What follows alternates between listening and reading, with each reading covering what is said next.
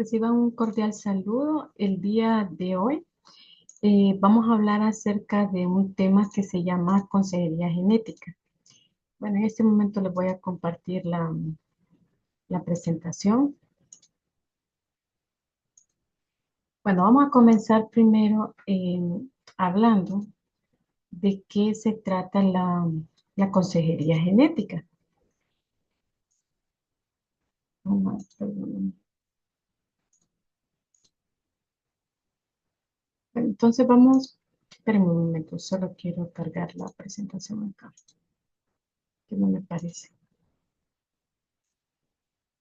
Bueno, entonces vamos a comenzar hablando de qué se trata la consejería genética. La consejería genética consiste en valorar el riesgo de aparición. Cuando digo el riesgo de aparición me refiero a la ocurrencia o la repetición de que un evento se produzca, se pueda producir. En este caso, este es utilizado básicamente, vaya, por ejemplo, cuando las parejas quieren conocer en su descendencia, en sus hijos, si tienen la probabilidad de una alteración genética o una alteración por cromosomas, ¿verdad? Bueno, entonces vamos a pasar a la siguiente diapositiva. ¿Qué pacientes necesitan consejería genética? Mujeres embarazadas después de los 35 años, a medida que las mujeres avanzan en edad, entonces también el riesgo en que tengan un hijo con algún síndrome o con alguna enfermedad genética es mayor. Las personas con alguna historia familiar, alguna enfermedad genética en particular, como por ejemplo la fibrosis quística o la galactosemia, por ejemplo, o el cáncer o enfermedades neurodegenerativas, padres de un recién nacido con signos y síntomas de trastorno genético, mujeres que experimentan complicaciones durante el embarazo, o parejas que hayan tenido un aborto o un bebé muerto. ¿A qué me refiero con eso? Que de repente haya nacido el bebé, pero el bebé muere. Por ejemplo, hay parejas que no solamente, ese evento no solo les ocurre una vez, sino que tuvieron tal vez su primer hijo y nació, pero a los días o en cuanto nació murió. Y a veces puede ser que les pase, como les decía, no solo una vez, sino varias veces. Entonces, ese tipo de personas evalúan eh, sí, valoran las veces que se puede repetir un evento, ya sea una enfermedad genética.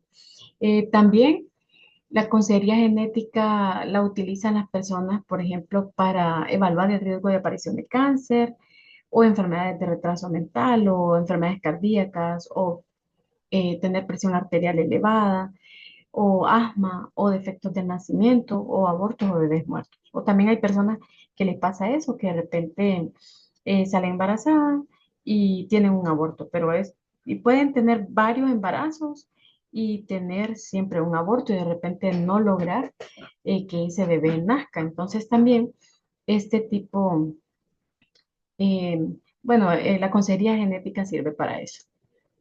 Bueno, entonces miren, en la consejería genética vamos a abordar cuatro patrones de herencia. Dentro de esos patrones de herencia, vamos a comenzar hablando de los rasgos autosómicos dominantes. También después vamos a hablar de los rasgos autosómicos recesivos. Después vamos a hablar de patrones de herencia ligadas al X recesivos y ligadas al X dominante. Y también están ligadas al Y también. Y también hay enfermedades mitocondriales. También patrones de herencia relacionados con enfermedades mitocondriales. Bueno, pero vamos a comenzar primero hablando de los rasgos autosómicos dominantes. Bueno, cuando hablamos de un rasgo autosómico dominante, como su nombre lo está diciendo, eh, va a aparecer un alelo que esté afectado, pero este alelo que esté afectado va a ser los alelos dominantes. Y cuando hablamos de un rasgo autosómico es porque el gen no está localizado en un cromosoma que es sexual, sino que son en los cromosomas que no son sexuales. Estos patrones de herencia tienen varias características, como por ejemplo los varones y mujeres se ven afectados con la misma frecuencia. Eso significa, vaya, lo voy a explicar mejor cuando ya estemos de manera presencial, pero ahorita ocupo que ustedes por lo menos ya tengan esa información, la estudien para que se les haga un poco más fácil este tema. Bueno, cuando decimos que hombres y mujeres se ven afectados por igual, aquí se evalúan pedigrí. Entonces, en este caso que, significa que en ese pedigrí va a haber una mujer afectada, como para darles un ejemplo, el número puede variar, que de repente en ese pedigrí exista una mujer afectada, o sea, una mujer enferma, y también un varón enfermo. Como les decía, el número puede variar. Puede ser que en ese pedigrí hayan 3 mujeres enfermas y 3 varones enfermos. Entonces ahí se cumple eso que dice que existe la misma cantidad de hombres enfermos con la misma cantidad de mujeres enfermas. La otra cosa también dice, el rasgo no salta generaciones. Bueno, el pedigrí va por generaciones, ¿verdad? Entonces, esa es una cosa que no podemos olvidar, que los pedigrís van por generación, como por ejemplo decirles, mi primera generación son los abuelos, la segunda generación son mis papás y la tercera generación soy yo. Entonces, en alguna de esas generaciones, ya sea en la primera o en la segunda, en la tercera, no existen personas enfermas. A eso nos referimos cuando dice que el rasgo no salta generaciones.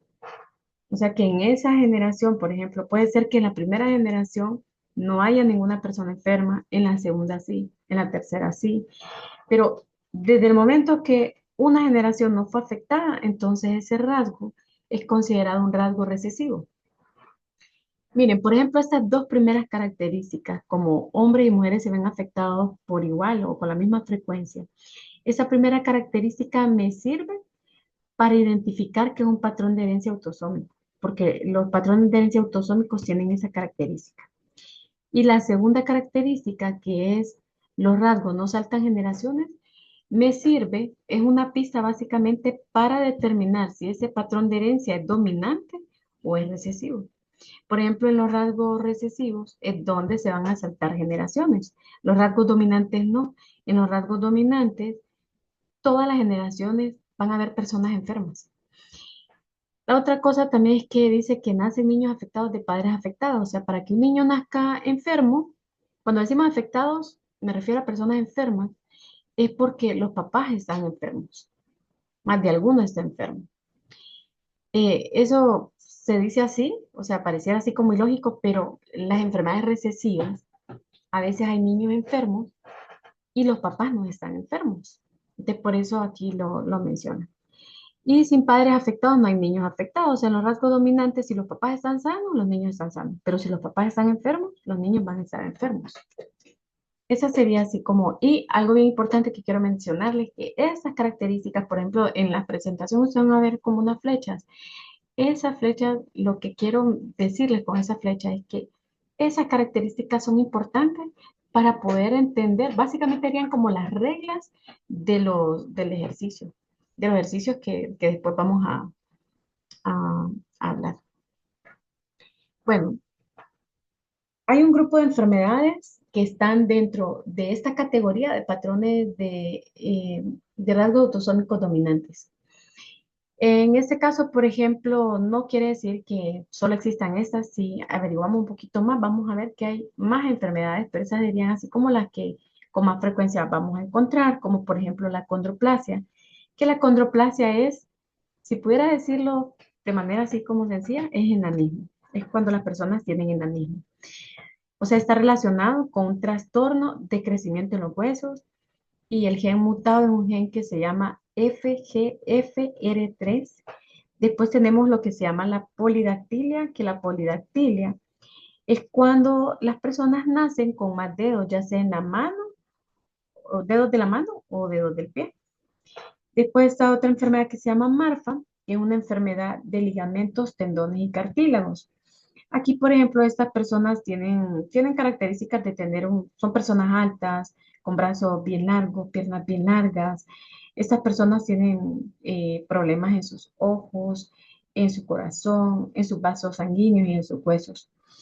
Y esta otra enfermedad que se llama la enfermedad de Huntington, que la enfermedad de Huntington es un padecimiento letal y progresivo que afecta el sistema nervioso. Por ejemplo, aquí estos pacientes, la aparición de los síntomas, van a tener aparición de síntomas psiquiátricos, que es progresiva. Progresiva significa que con el tiempo va empeorando. Van a tener síntomas relacionados con el movimiento y el pensamiento cognitivo, o sea, van a tener problemas de memoria, de lenguaje, de atención, de percepción, y con el tiempo ellos no van a poder solucionar problemas, o sea, les afecta la inteligencia. Al principio esas personas son personas así que aparentemente están sanas, pero con el tiempo como que esos síntomas empiezan a aparecer y a medida avanza el tiempo, entonces sus síntomas van empeorando. Bueno, penetrancia reducida. ¿A qué nos referimos con penetrancia reducida? Miren, lo voy a decir, o sea, para resumir toda esta información. Yo les decía que cuando un rasgo es dominante, si uno de los padres, con uno de los padres que tengan la enfermedad, van a haber hijos que van a salir afectados. Si los dos padres tienen la enfermedad, entonces la probabilidad es mayor. Pero si lo pudiera decir de manera sencilla, la penetrancia reducida son aquellas personas que tienen padres con enfermedades autosómicas dominantes o que tienen alelos afectados y que son dominantes y que por suerte no heredan la enfermedad. Eso es muy raro, eso, o sea, lo mencioné así como por suerte, no heredan la enfermedad. Entonces, a eso se le conoce como penetrancia reducida, que aunque sea una enfermedad dominante, no todas las personas van a heredar ese gen afectado y por lo tanto no van a presentar o no van a desarrollar la enfermedad. Bueno, aquí se los menciono, penetrancia reducida es el porcentaje de individuos con un genotipo particular que de hecho presenta las características dictadas por el gen. Muchos rasgos autosómicos dominantes tienen penetrancia completa. ¿Y penetrancia completa qué significa? Que sí o sí vas a tener la enfermedad. Lo que significa que todas las personas que hereden ese gen presentan el rasgo, que es lo que les decía, pero algunos tienen penetrancia reducida o incompleta, lo que implica que solo un cierto porcentaje de los individuos que heredan el gen van a presentar el fenotipo, o sea, la enfermedad. Cuando un desorden autosómico dominante presenta penetrancia incompleta, entonces ahí vamos a observar que en el pedigrí, porque como les decía, este tema, vamos a evaluar varios pedigrí. Entonces aquí, por ejemplo, en el pedigrí, vamos a observar que sí se salta generaciones, que yo les había dicho que solamente vamos a ver que se salta generaciones cuando un rasgo es recesivo, pero las enfermedades dominantes no se saltan generaciones, o sea que toda la familia va, o sea, más de alguna persona en la familia va a presentar, va a estar enfermo. A eso nos referimos que no se salta generaciones. Pero aquí va a parecer que fuera como recesivo, porque alguna generación no van a haber personas afectadas. Y las nuevas mutaciones. Las nuevas mutaciones ocurren cuando la mutación se presentó en esa persona por primera vez. Por eso se llaman nuevas mutaciones, que aparecen por primera vez, pero una vez que aparecen, entonces van a seguir apareciendo en las siguientes generaciones. Vale, les voy a dar un ejemplo.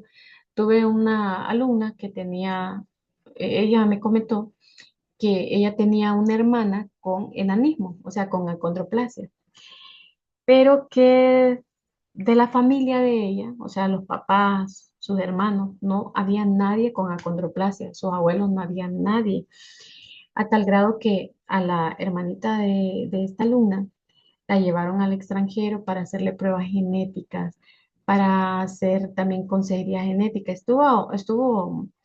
O sea, le investigaron mucho a través de la consejería genética, varias generaciones, y en todas ellas no existía nadie que tuviera enanismo. ¿De quién fue la primera persona que heredó ese gen afectado de enanismo? la hermanita de mi alumna. Y eso sí, a partir de ella, pues ya iban a tener, y ahí sí iba a ir apareciendo ese gen, pero ella fue la primera persona en la que mutó, ¿verdad? Y sin tener ningún familiar enfermo. Rasgos autosómicos recesivos. Ese es otro patrón de herencia que se llama autosómicos recesivos. Cuando decimos autosómicos, vuelvo a repetir, es porque no ocurren células sexuales. Aquí los alelos afectados son los alelos recesivos. En este caso, y otra cosa que quiero mencionarles, cuando estemos ya en clase, entonces yo les voy a ir facilitando o escribiéndoles para que ustedes aprendan los genotipos, porque cada patrón de herencia tiene genotipos específicos. Por eso es bien importante saber los patrones de herencia. Con estos ejercicios, la primera pregunta es ¿qué patrón de herencia es? Aunque el ejercicio no me lo esté preguntando. ¿Por qué necesito primero saber patrón de herencia? Porque eso me va a ayudar a, a saber cuáles son los genotipos que voy a utilizar. Entonces aquí, por ejemplo, estas personas que tienen ese patrón de herencia recesiva, sus alelos afectados son los alelos recesivos. Como les he mencionado en varias ocasiones, para que un rasgo recesivo se exprese necesita dos copias del alelo. Y con estas enfermedades dentro de este grupo de rasgos autosómicos recesivos también ocurre lo mismo. O sea, si una persona expresa la enfermedad es porque es homocigoto recesivo, es porque tiene las dos copias del alelo recesivo afectado.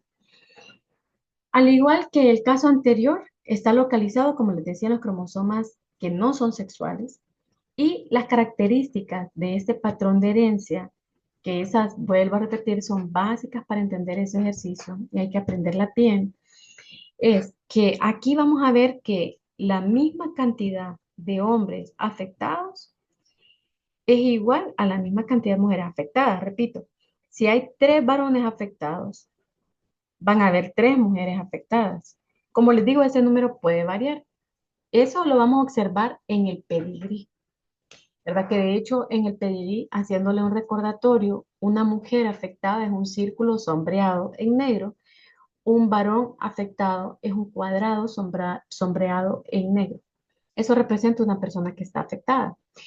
La otra cosa también es que aquí sí va a saltar generaciones, o sea, es posible que en la primera generación no haya ninguna persona enferma, en la segunda sí, en la tercera sí. O sea, con una generación que se salte, con eso vamos a decir que es un rasgo recesivo.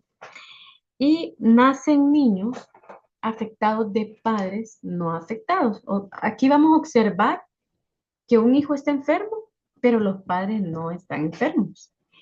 A esos padres que no están enfermos en realidad, yo digo entre comillas, es que están sanos, pero es porque estos padres son portadores. Una persona portadora es una persona que solo cuenta con un alelo afectado, o sea, tiene sus dos alelos recesivos, pero solo uno de esos alelos está afectado. Entonces, perdón, no tienen dos alelos recesivos.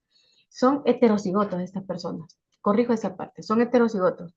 O sea que solo un alelo es el que está afectado, que sería el alelo recesivo. Entonces, esas personas son heterocigotas y son sanas, relativamente sanas. A esas personas le llaman portadores, porque aquí vamos a tener personas que están sanas, personas portadoras y personas enfermas. En los rasgos dominantes, autosómicos dominantes, solo hay dos opciones. O esa persona está sana o está enferma. Pero aquí no, aquí hay un sano, portador y enfermo. Puede existir. Y el portador es un heterocigoto. Por eso dice que de niños afectados, o sea, los padres no están afectados, pero es porque solo un alelo está afectado, entonces no se expresa. Vuelvo a repetir, los alelos recesivos para expresarse necesitan dos copias de ese alelo para poderse expresar. O sea, necesitan ser homocigotos recesivos, en este caso. Depende de los alelos que porten los padres. Cuando ambos padres son portadores, entonces vamos a tener 25% de probabilidad de que sean afectados. Cuando solo uno de los padres es portador, el 50% de probabilidad de ser portador, pero ninguno nacer afectado. Y cuando el padre es portador y el otro es afectado, entonces el niño tiene un 50% de probabilidad de nacer afectado y todos los niños de esta unión serán portadores. Ese cuadro lo voy a hacer allá en la clase. Bueno, que en realidad sería haciendo cuadros de Punnett para que ustedes, como para comprobar esos porcentajes. Bueno, ¿cuáles son las enfermedades que están dentro de este patrón de herencia? Bueno, y quiero volver a aclarar. En este caso, por ejemplo, cuando digo que cuáles son las enfermedades, no quiere decir que solo hay que hay 5 enfermedades dentro de este patrón de herencia recesiva. No, hay más enfermedades. Pero estas son las más, podría decirse las más comunes, como por ejemplo la fibrosis quística. Bueno, ¿de qué se trata la fibrosis quística? Se trata de una acumulación de moco espeso y pegajoso en los pulmones, en el tubo digestivo o en otras áreas del cuerpo, como por ejemplo en el páncreas, por ejemplo. Galactosemia. La galactosemia es que está ausente una enzima o que hay deficiencia de una enzima. Esta enzima, cuando falta, entonces nuestro cuerpo no va a tener la capacidad de utilizar un azúcar que se llama galactosa. Comúnmente esta galactosa el hígado la transforma en glucosa, pero porque no está esa enzima presente, entonces el hígado no puede transformar la galactosa en glucosa. Entonces va a provocar una acumulación de galactosa dentro del organismo y va a provocar daños en el hígado porque está acumulada esa galactosa en el hígado y también puede dañar el sistema nervioso central. La anemia falciforme o anemia drepanocítica, aquí pues los glóbulos rojos tienen una forma de media luna o una forma de hoz. Estos glóbulos rojos, por ejemplo, se atascan en los vasos sanguíneos y la mutación está en un gen de la beta globina. O sea, la beta globina, es que está la alfa globina y la beta globina, pero la beta globina es donde existe la mutación. Después está la fenilcetonuria, que es una enfermedad hereditaria donde el cuerpo es incapaz de metabolizar o descomponer aminoácidos como la fenilcetonuria. Perdón, como la fenilalanina. Fenilcetonuria es la enfermedad, la fenilalanina. Entonces, ¿qué le va a pasar al cuerpo? Se va a acumular este aminoácido que llama fenilalanina en el cuerpo y esa acumulación va a dañar el sistema nervioso central y va a ocasionar daño cerebral en las personas. Después está el albinismo también, me salté el albinismo, perdón. El albinismo, que el albinismo sería la ausencia congénita de pigmentación en un ser vivo, por lo que su piel, su pelo son más o menos blancos. ¿Verdad? O sea que esas personas no tienen pigmentación en la piel, no tienen pigmentación en el iris, no tienen pigmentación en el pelo. Por el pelo las personas albinas es blanco, porque no, porque carecen de melanina. Bueno, después están los rasgos recesivos ligados al cromosoma X. Este es otro patrón de herencia. Pero aquí la diferencia de los dos anteriores que hemos visto es que aquí los alelos afectados se encuentran en el cromosoma X. Aquí sí, en los cromosomas sexuales. Entonces, estos desórdenes expresan un rasgo de manera completa en varones, aunque no sean homocigotos. Bueno, las mujeres, ya les explico qué significa eso. Las mujeres raramente presentan desórdenes ligados al X porque es raro que sean homocigotas para esa condición. En los PIB, los desórdenes recesivos ligados al X tienen las siguientes características. Bueno, se ven afectados más varones que mujeres. El primer párrafo está relacionado con esto que digo, se ven afectados más varones que mujeres. Miren, nosotros las mujeres tenemos dos cromosomas X, somos XX. Los varones tienen un cromosoma X y tienen un cromosoma Y. Entonces, hay más varones afectados que mujeres. Este patrón de herencia vamos a ver en el pedigrí, que hay más varones que están enfermos en comparación a las mujeres. Pero es por eso, porque nosotros las mujeres, si un alelo en el cromosoma X está afectado, con un alelo, como una enfermedad recesiva, con un alelo no pasa nada. Recordemos que las enfermedades recesivas para expresarse necesitamos ser homocigotos recesivos. Pero si una mujer es heterocigota, o sea que un alelo esté afectado, pero el otro no, entonces De hecho, no se da cuenta ni que tiene la enfermedad. Pero los varones, como solo tienen un cromosoma X, si está afectado, entonces con ese cromosoma van a expresar la enfermedad. Los varones no tienen que ser homocigotos para que tengan la enfermedad, ¿verdad? Porque solo cuentan con un cromosoma X. Aquí pasa, eso es muy parecido al patrón autosómico recesivo. Aquí, por ejemplo, no todas las generaciones van a estar afectadas. Puede ser que una generación no esté afectada y con eso me está diciendo que el patrón de herencia es recesivo. La otra cosa también es que el rasgo nunca pasa de padre a hijo varón. ¿Qué significa eso? Que el rasgo nunca pasa de padre a hijo varón. Bueno, significa que es una enfermedad, los varones, por ejemplo, los varones, si están enfermos, la enfermedad se las heredó la mamá. Eso significa. ¿Por qué? Porque los varones tienen un cromosoma X y un cromosoma Y. El cromosoma X, que es que está relacionado con estas enfermedades, el cromosoma X es afectado, se lo heredó la mamá, pero el cromosoma Y se lo hereda el papá. Entonces, con los varones, las enfermedades que están dentro del ligado al X recesivo, la enfermedad se le heredó siempre a la mamá. Los varones afectados son hijos de mujeres no afectadas.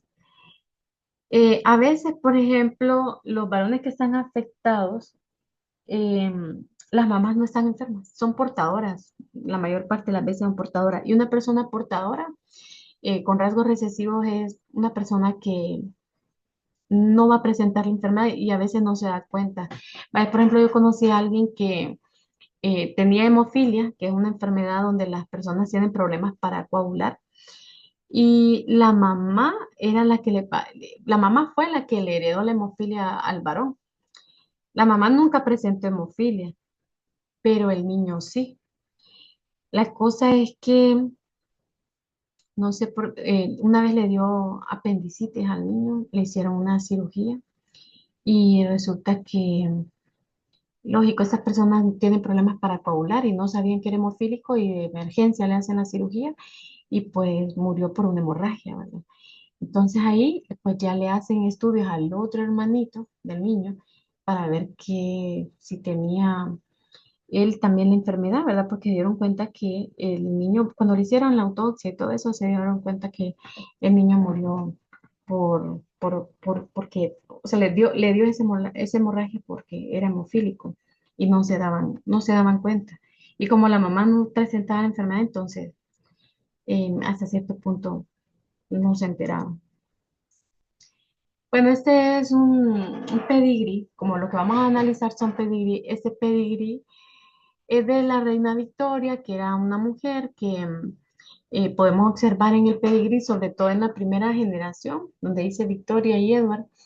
Miramos que los papás no tenían la enfermedad, pero ella era portadora, ese símbolo de a la mitad sombreado y la otra significa portador. Era portadora, se casa con un hombre que está sano, pero después ella le pasa la enfermedad, por ejemplo, hace que sus hijas sean portadoras, pero sus hijos varones, si observamos en este pedigrí como en la tercera generación, entonces vamos a observar que su hijo sí está enfermo, sus hijas son portadoras. Pero lógico, después las hijas, cuando tienen hijos, entonces van a tener hijos enfermos y así sucesivamente la enfermedad se fue dando. Entonces observan que sus hijos morían, ¿verdad? De hemofilia. Por eso la hemofilia le llama la enfermedad de los reyes, porque em, los primeros casos que descubren es una familia que pertenece a la realeza. Bueno, como les decía, los ejemplos de enfermedades que están relacionadas con los rasgos recesivos ligados al cromosoma X son la hemofilia, donde las personas pues tienen problemas para coagular, tienen deficiencia de unos factores que llaman factores de coagulación. Por ejemplo, hay dos tipos de hemofilia, la hemofilia A, la hemofilia B. En la hemofilia A, la persona tiene ausencia de un factor que es el factor 8 y la hemofilia B tienen ausencia del factor 9. Bueno, el daltonismo, que también es una enfermedad ligada al X, bueno, recesiva. El daltonismo son aquellas personas que no, que tienen problemas para distinguir ciertos colores como el rojo, el verde, hay azul, hay unos amarillos también. Hay diferentes tipos de daltonismo, ¿verdad? A veces siempre que pensamos en el daltonismo, pensamos que las personas solo ven en blanco y negro. No, hay diferentes tipos. Hay personas que sí, que solo miran en blanco y negro, pero hay otras personas que lo que pasa es que confunden los colores, ¿verdad? Que de repente hay colores que como que los mezclan, entonces no tienden a distinguir los colores de manera correcta. Distrofia muscular de Duchenne, lo que pasa, esa es una enfermedad que al principio, por ejemplo, las personas se ven sanas, con el tiempo es progresiva, con el tiempo pues van a ir como presentando debilidad en los músculos, no pueden caminar, ¿verdad? Y entonces, ese es por un gen mutado que se llama MDM, el gen que está mutado. O sea, que es una proteína que no se, que no se produce, que no se produce y esta proteína al estar ausente entonces destruye los músculos. Después está la deficiencia de la glucosa 6-fosfato deshidrogenasa. Esta enfermedad es como su nombre lo dice, no se sintetiza esa enzima que es glucosa 6-fosfato deshidrogenasa, por lo que va a provocar, la ausencia de esta enzima va a provocar que haya que los glóbulos rojos se hemolicen. Hemolicen significa que los glóbulos rojos se destruyan porque los glóbulos rojos van a llenarse de algo que se llama radicales libres, porque esa enzima ayuda a que se produzca una sustancia que protege a los glóbulos rojos de los radicales libres. Entonces, al estar desprotegidos, la membrana de los glóbulos rojos se debilita y se terminan rompiendo los glóbulos rojos. O sea, por eso decimos lisando los glóbulos rojos y se produce una anemia hemolítica. Anemia aparte es la disminución de glóbulos rojos, pero en este caso la disminución de glóbulos rojos se debe a que se destruyen los glóbulos rojos. Bueno, después están los rasgos dominantes ligados al cromosoma X. Aquí, por ejemplo, volvemos a repetir, estas enfermedades están relacionadas con los cromosomas sexuales, el cromosoma X, pero aquí esta enfermedad es dominante. Entonces, por ejemplo, aquí tiene una característica parecida a los autosómicos recesivos, perdón, a los autosómicos dominantes y a los autosómicos recesivos, ¿verdad? Que en el caso de los autosómicos, vamos a observar que hombres y mujeres se ven afectados por igual, y aquí pasa eso. Aquí no solo, no es como en la recesiva, que sí, hay más hombres afectados que mujeres afectadas, no, aquí es por igual. Otra cosa también que como todo rasgo dominante, aquí todas las generaciones vamos a ver personas afectadas. Y todas las hijas de padres varones estarán afectadas. O sea, si en el caso vaya, por ejemplo, un papá está enfermo y tiene una hija, entonces la hija va a estar enferma. Comúnmente en los rasgos recesivos, un papá que esté enfermo le hereda el cromosoma X a la hija, pero esa persona no va a ser enferma, sino que va a ser portadora, en el caso de las mujeres. Pero aquí no. Aquí este patrón de herencia también tiene esa característica. Aquí no hay grises, por decirlo así, sino que aquí o está enfermo o está sano. Pero en los rasgos recesivos siempre existe la opción de que hay enfermos, portadores y sanos. ¿Verdad? Aquí no. Aquí solo tienen dos opciones, o está enfermo o está sano. Y las madres afectadas tienen hijos e hijas afectadas. En este caso, en los rasgos autosómicos, en los rasgos ligados al X recesivos, observamos que los hijos que están enfermos es porque la mamá les heredó la enfermedad. Aquí vamos a observar que tanto los hijos como las hijas, si la mamá está enferma, entonces los puede afectar, o sea, les va a heredar la enfermedad. Aquí ambas partes.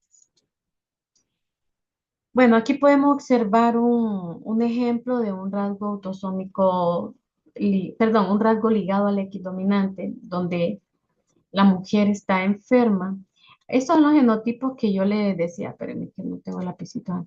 Estos, por ejemplo, son los genotipos que yo les decía, que yo se los voy a mostrar el día que lleguemos a clases. Ahí yo les voy a poner los genotipos porque cada patrón de herencia tiene un genotipo, tiene genotipos específicos. Entonces hay que sabérselos, ¿verdad? Porque una, para poder entender estos ejercicios hay que saberse las características. La otra cosa también hay que saberse los genotipos, porque cada patrón tiene sus propios genotipos. Este genotipo representa una mujer que está enferma y este hombre está sano. Entonces, cuando ellos tienen hijos, van a tener, por ejemplo, el 50% de hijas afectadas, el 50% de hijos afectados. Aquí tanto hombres y mujeres van a estar afectados. En el otro, no. Bueno, entonces ahora, aquí este es otro ejemplo, pero aquí la mujer está sana y aquí el varón está afectado. Si ustedes se fijan en este ejemplo, vamos a observar que si el hombre está afectado, solo enferma a las hijas, porque los varones le dan este cromosoma Y a los hijos, a los varones, ¿verdad? O sea, vemos los niños, tienen un cromosoma X que lo heredó la mamá y un cromosoma Y que lo heredó el papá. Pero como la enfermedad no está en el cromosoma Y, sino en el cromosoma X, entonces si el papá está enfermo, no va a enfermar a los niños, pero sí va a enfermar a las niñas. Entonces aquí vemos, y con la mujer no, con la mujer, en el caso de un patrón dominante. Con la mujer, por ejemplo, si ella está enferma, afecta tanto a varones y afecta tanto a mujeres, ¿verdad? Entonces eso va a cambiar. Bueno, ejemplos de rasgos dominantes ligados al X es el síndrome de X frágil, que es un síndrome donde hay una mutación en una proteína que se llama FMR1, que en este caso esta proteína está asociada con retraso mental. Si está ausente, entonces los niños van a tener retraso mental. Estos niños, por ejemplo, van a tener características físicas, así como una cara alargada, orejas grandes, ojos son como rasgados también. La otra cosa también con estos niños es que cierto comportamiento de ellos va a parecer que tuvieran autismo. Son bien hiperactivos, a veces tienden a ser agresivos también. Em, Tienen, como se llama, como dice el nombre de la enfermedad X frágil, es que en el cromosoma X van a presentar una fragilidad, no tienen un segmento que presenta como una constricción y como les decía, no se produce una proteína o sea, está ausente esa proteína que está asociada con eso. Em, ¿Qué otra cosa más? Bueno, después está la enfermedad de Charcot-Marie-Tooth, que es un grupo de trastornos neuromusculares que afectan fundamentalmente los nervios periféricos. Los pacientes van a presentar debilidad, degeneración muscular, también pérdida de sensibilidad en las extremidades del cuerpo. Más o menos como que tuvieran como una distrofia, parecida a la distrofia, lo único que ahí puede estar relacionado también con el sistema nervioso. Bueno, después está lo que serían los rasgos ligados al cromosoma Y, que aquí los alelos afectados se encuentran en el cromosoma Y. Eh, Esta enfermedad actúa como dominante, ¿verdad? Porque no necesita dos copias para que se exprese la enfermedad. Y la otra cosa también es que aquí no vamos a ver ninguna mujer afectada, porque lógico, el cromosoma Y, pues los varones lo tienen de su papá, ¿verdad? Entonces aquí nunca van a haber mujeres afectadas, el rasgo no va a saltar generaciones, pero les digo que actúa como que fuera dominante y los varones afectados pasan el rasgo a todos sus hijos varones. Un ejemplo de esta enfermedad es un defecto en el desarrollo testicular. Bueno, la enfermedad se llama desarrollo testicular defectuoso. Aquí, ¿qué es lo que pasa? Pues aquí hay una mutación en un gen que se llama SRY, que es el gen que está asociado con el desarrollo testicular. Entonces ahí hay una mutación en ese gen. Em, ¿Qué otra cosa? Bueno, el cromosoma Y es necesario transmitido de papá a hijo Aarón. Por definición se considera que los rasgos contenidos en cromosoma Y son hemicigotos. ¿Qué significa hemicigoto? Que solo necesitan una copia para expresarse, no necesitan dos copias. O sea que actúan como dominantes porque solo hay una copia del gen y no dos copias. Bueno, y bueno, esto sería, vamos a ver, quiero ver si me falta algo más. Bueno, algunos consejos para poder hacer estos ejercicios es establecer primero si el rasgo es común o es raro en una población para los casos raros, los individuos no afectados y sin relación entre sí son casi siempre homocigotos normales. Sin embargo, para los rasgos recesivos que son comunes en las poblaciones, los individuos no afectados y sin relación entre sí podrían ser heterocigotos.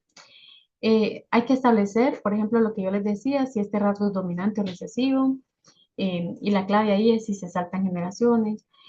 Bueno, lo ideal en esos ejercicios es leer el ejercicio, determinar el patrón de herencia, aunque se lo estén preguntando o no se lo estén preguntando, es importante, y utilizar los genotipos correspondientes. Bueno, entonces les agradezco su atención.